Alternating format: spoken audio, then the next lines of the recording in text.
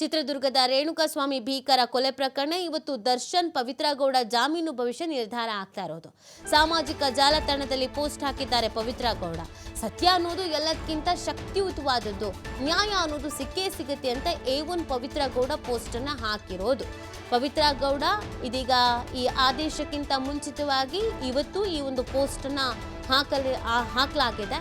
ಸಾಮಾಜಿಕ ಜಾಲತಾಣದಲ್ಲಿ ಪೋಸ್ಟ್ ಮಾಡಿದ್ದಾರೆ ಪವಿತ್ರ ಗೌಡ. ಏನಂತ ಪೋಸ್ಟ್ ಮಾಡಿದ್ದಾರೆ ಅಂದ್ರೆ, ಸತ್ಯ ಅನ್ನೋದು ಎಲ್ಲದಕ್ಕಿಂತ ಶಕ್ತಿಯುತವಾದದ್ದು, ನ್ಯಾಯ ಸಿಕ್ಕೇ ಸಿಗುತ್ತೆ ಅಂತ ಅವರು ಭರವಸೆಯ ಪೋಸ್ಟ್ ಅನ್ನ ಹಾಕಿದ್ದಾರೆ. ಅಂದ್ರೆ ಅವರಿಗೆ ಅವ್ರ ಪರವಾಗಿ ನ್ಯಾಯ ಸಿಗುತ್ತೆ ಅನ್ನೋದು ಏನೋ ಗೊತ್ತಿಲ್ಲ, ಈ ತರದೊಂದು ಪೋಸ್ಟ್ ಹಾಕಿದ್ದಾರೆ. ನ್ಯಾಯ ಸಿಕ್ಕೇ ಸಿಗತ್ತೆ ಅಂತ A1 ಪವಿತ್ರ ಗೌಡ ಪೋಸ್ಟ್ ಅನ್ನ ಹಾಕಿರೋದು. ಸತ್ಯ ಅನ್ನೋದು ಬಹಳ ಶಕ್ತಿಯುತ ಆಗಿರುವಂಥದ್ದು. ಸೊ ಆ ಕಾರಣಕ್ಕಾಗಿ ಇಲ್ಲಿ ನ್ಯಾಯ ಸಿಕ್ಕೇ ಸಿಗುತ್ತೆ ಅನ್ನುವಂಥ ಪೋಸ್ಟನ್ನು ಹಾಕಿದ್ದಾರೆ. ತುಂಬ ಪವರ್ಫುಲ್ ಆಗಿದೆ ಸತ್ಯ ಅನ್ನೋದನ್ನು ಅವ್ರು ಹೇಳ್ತಾ ಇರೋದು. ಒಂದು ಢವ ಢವ ಅಂತೂ ಇದ್ದೇ ಇರುತ್ತಲ್ಲ, ಯಾಕಂದರೆ ಇಷ್ಟು ದಿನ ಬೇಲ್ ಸಿಕ್ಕಿದೆ, ಹೊರಗಡೆ ಇದ್ದಾರೆ, ಅವರದ್ದೇ ಕೆಲಸ ಕಾರ್ಯಗಳಲ್ಲಿ ಬ್ಯುಸಿ ಆಗಿದ್ದಾರೆ. ಇವರು ಬೇಲ್ ಯಾಕೆ ಬೇಕು ಅನ್ನೋದನ್ನು ಲಿಖಿತ ರೂಪದಲ್ಲಿ ತಿಳಿಸುವಾಗ ಮಗಳ ರೀಸನ್ ಹೇಳಿದ್ದಾರೆ.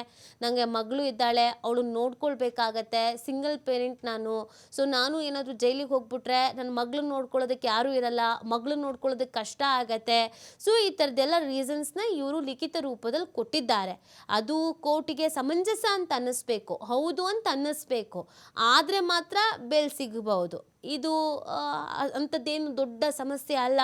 ಅವ್ರ ಮಗಳನ್ನ ಅವ್ರ ಅಜ್ಜ ಅಜ್ಜಿ ನೋಡ್ಕೊಳ್ತಾರೆ, ಪೇರೆಂಟು ಬೇರೆ ಗಾರ್ಡಿಯನ್ ಅಂತ ಇರ್ತಾರೆ. ಆ ಥರದ್ದೇನಾದರೂ ಮನಸ್ಥಿತಿಗೆ ಬಂತು ಅಂತಂದರೆ ಎಗೇನ್ ಇವರಿಗೂ ಸಮಸ್ಯೆ ಆಗಬಹುದಾದ ಸಾಧ್ಯತೆಗಳಿದೆ. ಗೊತ್ತಿಲ್ಲ ನಮಗೆ ಕೋರ್ಟ್ನಲ್ಲಿ ಏನು ಬೆಳವಣಿಗೆ ಆಗತ್ತೆ ಅಥವಾ ಯಾವ ಥರದ್ದು ತೀರ್ಪು ಬರುತ್ತೆ ಅಂತ ಮೊದಲೇ ಖಂಡಿತವಾಗಿ ಗೊತ್ತಿರೋದಿಲ್ಲ. ಜಸ್ಟ್ ನಾವು ಸಾಧಕ ಬಾಧಕಗಳನ್ನು ಯೋಚನೆ ಮಾಡ್ಬೋದು ಅಷ್ಟೇ. ಹಾಗಾದರೆ, ಹೀಗಾದರೆ, ಕ್ಯಾನ್ಸಲ್ ಆದರೆ, ಅಕಸ್ಮಾತ್ ಬೇಲ್ ಸಿಕ್ತು ಅಂತ ಅಂದರೆ, ಸಿಗಲಿಲ್ಲ ಅಂತ ಅಂದರೆ ವಾಟ್ ನೆಕ್ಸ್ಟ್, ಏನು ಎತ್ತ ಅನ್ನೋದ್ರ ಬಗ್ಗೆ ನಾವು ಈ ಹಂತದಲ್ಲಿ ಚರ್ಚಿಸ್ಬೋದೇ ಬಿಟ್ಟರೆ, ಹಿಂಗೇ ತೀರ್ಪು ಬರುತ್ತೆ, ಇದೇ ಥರ ತೀರ್ಪು ಬರಬೇಕು, ಇದ್ಯಾವುದನ್ನು ನಾವು ಈ ಹಂತದಲ್ಲಿ ಹೇಳಲಿಕ್ಕೆ ಸಾಧ್ಯವೂ ಆಗೋದಿಲ್ಲ. ಯಾಕಂದರೆ ಅದು ಕೋರ್ಟ್ನಲ್ಲಿ ಏನು ಡೆವಲಪ್ಮೆಂಟ್ ಆಗುತ್ತೆ ಅನ್ನೋದು ಅಥವಾ ಏನು ತೀರ್ಪು ಬರುತ್ತೆ ಅನ್ನೋದು ತೀರ್ಪು ಬಂದ ನಂತರವೇ ಗೊತ್ತಾಗಲಿದೆ.